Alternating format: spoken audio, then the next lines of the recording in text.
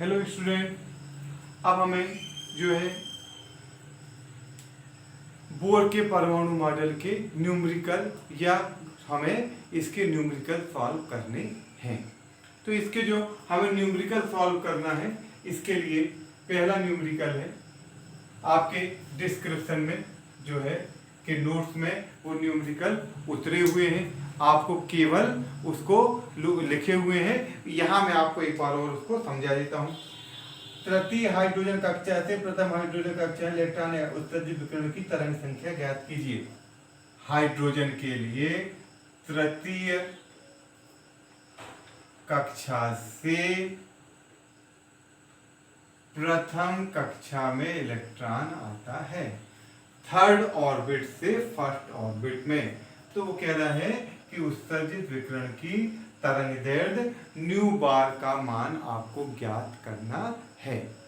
तो अब बिल्कुल सिंपल है, हमें पता है कि न्यू बार बराबर 1/λ बराबर रिडबर्ग स्थिरांक मतलब 1.1 × 10⁵ 1/n1² - 1/n2² सेंटीमीटर इनवर्स।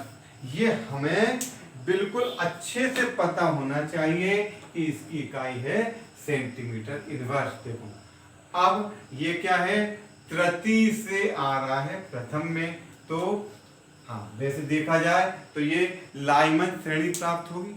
ये है देखो लाइमन श्रेणी 2 से 1 में पहली लाइन हो, मतलब ये एक्चुअल में है लाइमन श्रेणी की दूसरी लाइन। ये है लाइमन श्रेणी की दूसरी लाइन। देखो लाइमन श्रेणी कहां पर आता है इलेक्ट्रॉन, कहीं से भी पहले पर, तो जब दूसरे से पहले में आएगा तो पहली लाइन प्राप्त होगी, और जब तीसरे से पहले में आएगा तो दूसरी लाइन। तो एक्चुअल में ये है लाइमन सीरीज की सेकेंड लाइन। अब इसमें n1 बराबर हुआ 1 और n2 बराबर हो गया 3। n1 बराबर 1 और n2 बराबर, तो न्यू बार बराबर 1/λ बराबर 1.1 × 10⁵ 1/n1² - 1/n2²। मतलब 1/1 का वर्ग ऋण 1/3 का वर्ग। तो ये हो गया न्यू बार बराबर 1.1 × 10⁵ 1 ऋण 1/9, 1/1 9, ये हो गया सेंटीमीटर इनवर्स। तो न्यू बार बराबर 1.1 × 10⁵, ये हो गया 9 ऋण 1/9 सेंटीमीटर इनवर्स। 1.1 × 10⁵ 8/9, मतलब 8.8/9 × 10⁵ सेंटीमीटर। तो इसका जो आंसर आएगा ये इसका भाग देंगे तो जाएगा 0.972 × 10⁵ सेंटीमीटर इनवर्स। ठीक, 0.972 × 10⁵ सेंटीमीटर इनवर्स। अब आपको फिजिक्स में पढ़ा है, केमिस्ट्री में वही है कि हम पॉइंट हमेशा लगाते हैं दशमलव के एक अंक के पश्चात। तो इसको 9.72 को हम लिखेंगे, इसको लिखेंगे 9.72 × 10⁴ सेंटीमीटर इनवर्स। ठीक बेटा, ये सवाल अब देखो चूंकि हमें ऑब्जेक्टिव टाइप की एग्जाम देना है, तो अब हमें ये सवाल कैसा है, ये सवाल मीटर इनवर्स में भी आ सकता था। ये सवाल हमारे को मीटर इनवर्स में भी पूछा जा सकता था। तो अब देखो, अब इसके दो तरीके, यदि ये सवाल मीटर इनवर्स में पूछता, मतलब आंसर वो मीटर इनवर्स दे देता, तो इसके लिए देखो या तो हम सेंटीमीटर इनवर्स को, तो देखो जब हमें सेंटीमीटर को मीटर बदलना होता है तो 100 का भाग देते हैं। अरे भाई 10 सेंटीमीटर मतलब 10/100 मीटर। तो देखो जब हमें सेंटीमीटर को, जैसा मैंने कहा 5 सेंटीमीटर, तो कितने मीटर होते हैं, 5/100 मीटर मतलब 0.05 मीटर। तो जब देखो उल्टा है, सेंटीमीटर को मीटर बदलने के लिए 100 का भाग, तो मीटर सेंटीमीटर इनवर्स को मीटर इनवर्स बदलने के लिए 100 का गुणा, तो ये हो जाएगा 9.72 इंटू 10⁶ मीटर इनवर्स। अब यदि आपको इसको चेक करना है तो इसका एक तरीका तुमको मैं और बताता हूँ। मैं यही सवाल आपको एक और तरीके दूसरे सूत्र से, मैंने बताया ना आपको 2 सूत्र हैं, अब जो तुम्हें अच्छा लगे उसका आप उपयोग कर सकते हो। देखो दूसरा सूत्र है एच न्यू बराबर एच सी अपॉन लेमडा बराबर 2.18 into 10⁻⁻18 1 upon n1 square minus 1 upon n2 square. ये भी है आपके पास। अब हमें निकालना है 1 अपॉन लेमडा की वैल्यू, तो मैंने लिखा एच सी अपॉन लेमडा बराबर 2.18 गुणा 10 की ऊपर 18। इसमें सीधा मीटर इनवर्स में आएगा 1 upon n1 square minus 1 upon n2 square. H C का भाग कर दो तो 1 अपॉन लेमडा बराबर 2.18 इंटू 10⁻⁻18। एच का मान 6.6 10⁻⁻34। सी का मान 3 इंटू 10⁸ गुणित 1 अपॉन 1 का स्क्वायर माइनस 1 अपॉन 3 का स्क्वायर। ये आएगा मीटर इनवर्स 1 अपॉन लेमडा। ये वही चीजें हैं। अब देखो 2.18 इंटू 10⁻⁻18 अपॉन 6.6 इंटू 3 और 10 के ऊपर ऋण 34। तो ऋण 34 और ये कितना हो गया 8 है, तो 4 तो ये कम हो गया, मतलब ये हो गया 10 के ऊपर ऋण 26 है। 27 28 29 30 31 32 33 34 ये बचा, ये कट गए 10 के ऊपर ऋण 26 और यहाँ बचा वही 8/9। ठीक, अब ये हो गया 8/9। अब ये मैंने लिखा 2.18 इंटू 10⁻। अब 26 18 19 20 और 6 26, ये हो गया धन के ऊपर बच गए धन के 8। देखो घबराना नहीं, बहुत कोई कठिन नहीं, धन के ऊपर ये बच गए ऊपर बच गए 8, नीचे हो गए 6.6 गुणित 3 गुणित 9 और ऊपर और चला गया 1 8। ठीक, अब एक देखो मैं तुमको एक पावर के रूप में बताता हूँ, एक बिल्कुल सामान्य रूप से कि कितना इसका उत्तर आएगा है। तो इसको मैंने कर लिया 218 और 2 पावर कम कर ली 218 गुणित 8 और गुणित 10 के ऊपर 6 और बटे 6.6 गुणित 3 गुणित 9। अब इसको आप जब सॉल्व करोगे तो लगभग इसका मान बेटा 9.72 ही आ जाएगा, हो जाएगा 10⁶ मीटर इनवर्स।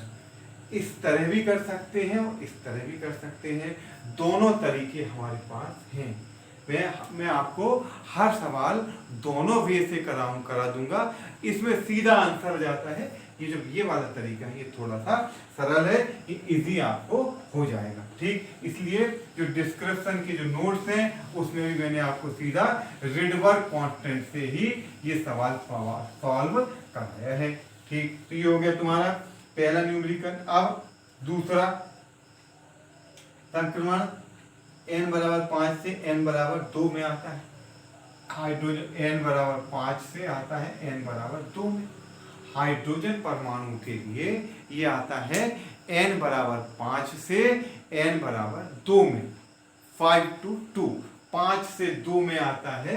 तो वो कह रहा है कि क्या निकालना है, आवृत्ति और तरंग दैर्घ्य निकालना है आपको, आवृत्ति और निकालना है तरंग दैर्घ्य। इलेक्ट्रॉन 5 से 2 में आता है तो आपको निकालना है आवृत्ति और दूसरे निकालना है तरंग दैर्घ्य। ठीक, अब जैसा चाहो वैसा आप इसको सॉल्व कर सकते हो। चलो ठीक है, मैंने क्या किया, इसको हम कर रहे हैं किससे, जूल पर एटम की ऊर्जा को, कि उससे कर ले, चलो उससे कर लेते हैं, आवृत्ति और तरंग दैर्घ्य। चलो ठीक, अब जूल नहीं, ये बन करते जूल पर एटम की जो ऊर्जा है उसको रख देंगे h न्यू के बराबर। जूल पर एटम की ऊर्जा को h न्यू के बराबर रख देंगे। क्या करते हैं एक बार फिर से समझ लो। देखो ये हुआ n बराबर 2 और ये हुआ n बराबर 5। ये इलेक्ट्रॉन यहाँ से यहाँ आ रहा है। तो देखो ये जो विकिरण है इसकी जो इनका जो अंतर रहेगा इतनी ही विकिरण उत्सर्जित होगी। इनकी ऊर्जाओं में जितना अंतर होगा उतनी विकिरण उत्सर्जित होगी। तो इनके ऊर्जाओं का जो अंतर है वो उसी सूत्र से, चलो तुम इसको ज्यादा बर्डन में नहीं, 11th क्लास से ज्यादा समझने की कोशिश नहीं करना, सीधा हमें लिखना है एच न्यू बराबर जूल पर एटम मतलब 2.18 into 10⁻⁻18 1/n1 square minus 1/n2 square. 2.18 into 10⁻18 minus 18 1/n1 square minus 1/n2 square. तो न्यू बार बराबर 2.18 इंटू 10⁻⁻18 अपान एच 1/, कहाँ से आया 5 से 2, तो 2 दूनी 4, 2 का वर्ग ऋण 1/5 का वर्ग।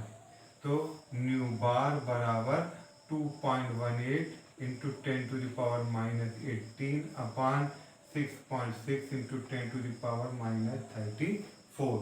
ये हो गया 10⁻⁻, ये हो गया और ये हो गया 1/4 ऋण 1/25। तो बेटा एलसीएम हो गया 100, है ना, 1/4 ऋण 1/25।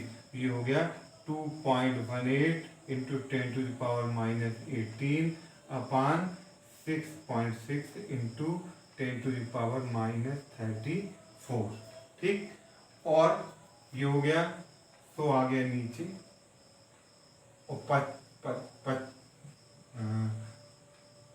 4/25 ऋण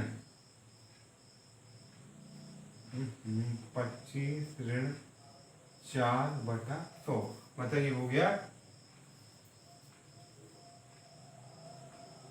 2.18 इंटू 10⁻⁻18 अपान 6.6 इंटू 10⁻⁻34 इंटू 21/100।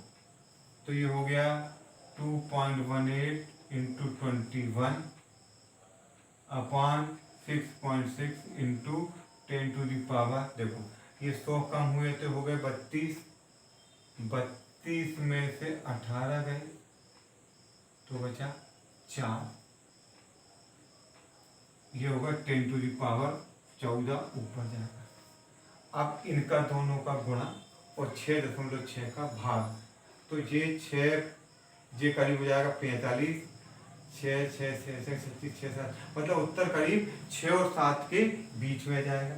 बेटा इसका जो आंसर है वो है 6.9 इंटू 10⁻14, 6.9 इंटू 10⁻14 हर्ट्ज। इसकी जो आवृत्ति है ये है 6.9 इंटू 10⁻14 हर्ट्ज।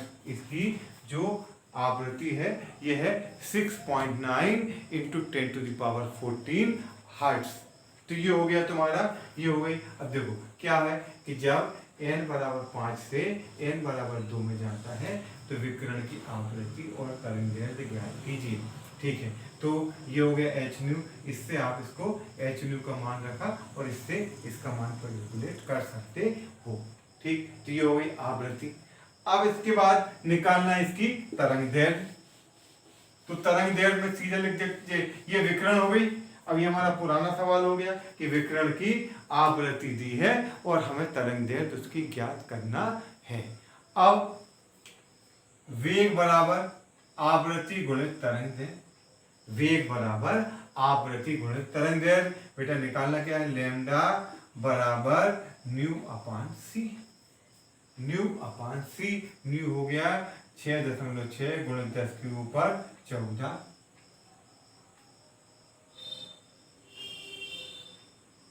वेग बराबर आवृत्ति गुणित तरंगदैर्घ्य 6.9 गुणित 10 के ऊपर 14, और ये हो गया कुछ मिस्टेक है, वेग बराबर आवृत्ति गुणित तरंगदैर्घ्य। तो ये गलती की मैंने यहाँ, लैम्डा बराबर सी अपान म्यू। तो सी हो गया 3 गुणित 10 के ऊपर 8 और म्यू हो गया 6.9 गुणित 10 के ऊपर 14। तो बेटा ये हो गया 3/6.9 गुणित, ये हो गया 10 के ऊपर 9, 10 के ऊपर होगा ऋण के 6, ये होगा 10 के ऊपर ऋण के 6। अब हमें इसकी इकाई, इसको निकालना है नैनोमीटर में। किसमें, 1 मिनट। सी, ये प्रकाश का वेग है 3 गुणित 10 के ऊपर 8, ये हो गया 6.9 गुणित 10 के ऊपर 14, ये हो गया सी बराबर 3 है ना, और जो है 6.9, पता ये करीब है 7 गुणित 10 के ऊपर ऋण 6। अब ये जो लैम्डा है, ये चूंकि अपन ने ये प्रकाश का वेग रखा है मीटर पर सेकंड में, तो ये जो आएगा ये आएगा मीटर पर सेकंड में। तो देखो हम इसमें तरंग दैर्घ्य हमें निकालना है नैनोमीटर में। तो हमें ये पता है कि 1 नैनोमीटर जो होती है ये होती है 10⁻⁹ मीटर, ये होती है 10⁻⁹ मीटर। तो बेटा हम क्या करते हैं, देखो इसको बदलते हैं 10⁻⁹ में। तो जरा देखना है 3/6.9 गुणित 10 के ऊपर ऋण 6। अब इसको बदलना 10 के ऊपर ऋण 9 में, तो हम क्या करेंगे 10 के ऊपर ऋण 3 ऊपर लिख देंगे, 10 के ऊपर ऋण 3 नीचे लिख देंगे, ठीक है। या दूसरे शब्दों में 1000 का गुणा और 1000 का भाग, 1000 का गुणा कर देंगे और 1000 का भाग। तो देखो ये हो गया 10⁻⁹ है, तो ये हो गया 3/6.9 गुण। अब देखो ये अभी आपको शायद कठिन लग रहा होगा, ये कठिन बिल्कुल नहीं है। ये हो गया 10⁻⁹ और 10 के ऊपर ऋण 3, ये 9 हटा और ये किस में बदल गया नैनोमीटर में, तो हो गया 3/6.9 गुणित 10 के ऊपर ऋण 3 और नैनोमीटर। 10 के ऊपर ऋण 3 ऊपर आकर हो गया 3000/6.9, तो ये करीब आएगा 434, इसका मान जाएगा 434 नैनोमीटर। कैलकुलेट करके देख लेना, तो ये आएगा 434 नैनोमीटर। तो इसका जो वैल्यू आएगी ये होगी 434 नैनोमीटर। तो ये जो है ये आया तुम्हारा, ये हो गया तुम्हारा n बराबर 5 से जब n बराबर 2 में जाते हैं तो इस विकिरण की आवृत्ति तथा तरंग दैर्घ्य ज्ञात कीजिए। ये आपका हो गया दूसरा सवाल। अब इसके बाद अगला सवाल है कि हाइड्रोजन परमाणु के लिए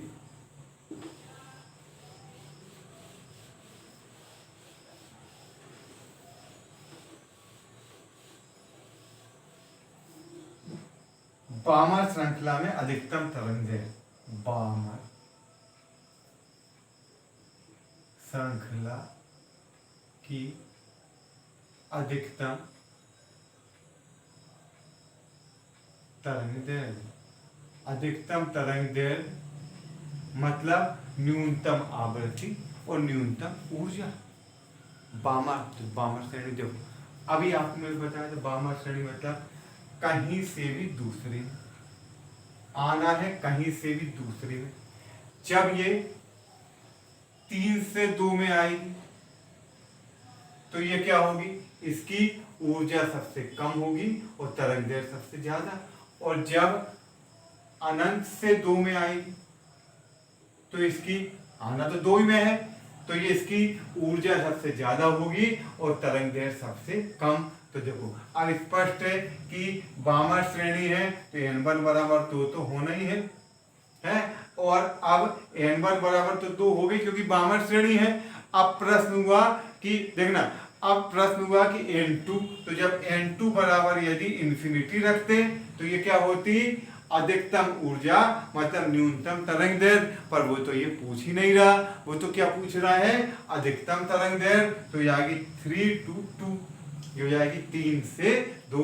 बस अब हमें क्या निकालना है, तरंग दैर्घ्य। तरंग दैर्घ्य निकालने के 2 तरीके हो सकते हैं, या तो hc/λ को, या तो hc/λ को हम बराबर रख दें किसके, जूल पर एटम की ऊर्जा के, या ये इसमें निकलेगा मीटर में, और या हम क्या करें 1.1 इंटू 10⁵ से मैं करके रख दें, इसमें निकलेगा सेंटीमीटर में। ठीक, तो अब सीधे डायरेक्ट फॉर्मूला 1/λ बराबर न्यू बार बराबर 1.1 इंटू 10⁵, ये कहलाएगा रेडबर्ग स्थिरांक, 1/n1 square minus 1/n2 square, ये हो गया 1/n1 स्क्वायर बराबर और 1/n2 स्क्वायर, ये हो गया 1/λ। न्यू बार तो हमें चाहिए ही नहीं, 1 को पलट देंगे तो जाएगा 1.1 इंटू 10⁵, 1/2 का वर्ग ऋण 1/3 का वर्ग बराबर 1.1 गुणित 10⁵, ये हो गया 1/4 ऋण 1/9, ये हो गया बेटा 1.1 गुणित 10⁵, 36 लघुत्तम आया, 4 9 36, 9 चौके 36, ये हो गया 1.1 गुणित 10⁵, 5 और बटे हो गया 36, ये हो गया 1/λ। ठीक, तो ये हो गया 5 या कहाँ, तो ये हो गया बेटा 5.5 बटे 36 गुणित 10⁵, पर हमें 1/λ नहीं, हमें लैम्डा चाहिए, तो हम इसको पलटा देंगे तो हो जाएगा 36 बटे 5.5 गुणित 10⁵, बटे में कर दिए 10⁵, ये ऊपर जाकर हो जाएगी ऋण की 5, तो 36 बटे 5.5 गुणित 10⁵ ऋण 5।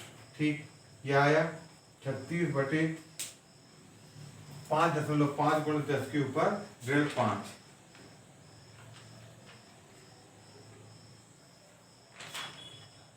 तरंग संख्या निकालना, सॉरी मैं थोड़ा बस तरंग पर के अधिकतम तरंग दैर्घ्य की तरंग संख्या। ठीक, तो तरंग संख्या निकालना तो हम इतना भी नहीं करना, सीधा जो गया न्यू बार बराबर 5.5 बटे 36 गुणित 10⁵, इसको कर दो 55 बटे 36 गुणित 10⁵, 36 का 55 भाग, तो ये आएगा 1 कुछ गुणित 10⁵, ये आ गया आंसर तुम्हारा 1.55 गुणित 10⁵ सेंटीमीटर इनवर्स। तो ये हो गया तुम्हारा बामर श्रृंखला की अधिकतम। अब इसमें आपको कुछ न्यूमेरिकल मैंने होमवर्क में दिए हुए हैं, ये होमवर्क ये आपको न्यूमेरिकल सॉल्व करना है। अब इसमें जो न्यूमेरिकल तीसरा है, इसमें थोड़ी आपको दिक्कत जा सकती है, तो इसके तो आपको मैं तीसरे न्यूमेरिकल का कुछ हिंट यहाँ पर दे देता हूँ, जिससे आपको इसमें दिक्कत ना जाए। तो देखो जो तीसरा न्यूमेरिकल है Li+2 में Li+2, तो देखो बस इसमें कुछ नहीं याद रखना कि ये Li+2 है, तो इसमें H Li, इसके लिए Z का मान होगा 3, इसके लिए Z का मान होगा 3। तो जो हमारे जो सूत्र है, देखो हमारे जो सूत्र है उसमें ऊपर आता है Z², तो हमारे दोनों सूत्र हैं, मतलब कौन से, न्यू बार बराबर 1/λ बराबर जो भी है उसमें और Z² का और ऊपर गुणा हो जाएगा बस, और बाकी सूत्र में कोई अंतर नहीं रहेगा। करके देखना, नहीं बनेगा तो ये आपको मैं बताऊंगा, मतलब इसमें 9 का और गुणा कर लेना और इसका उत्तर निकाल लेना। चलो ठीक, तो इसमें आपको 4 मैंने होमवर्क दिया है, इस होमवर्क को सॉल्व करना। ओके बेटा, थैंक यू।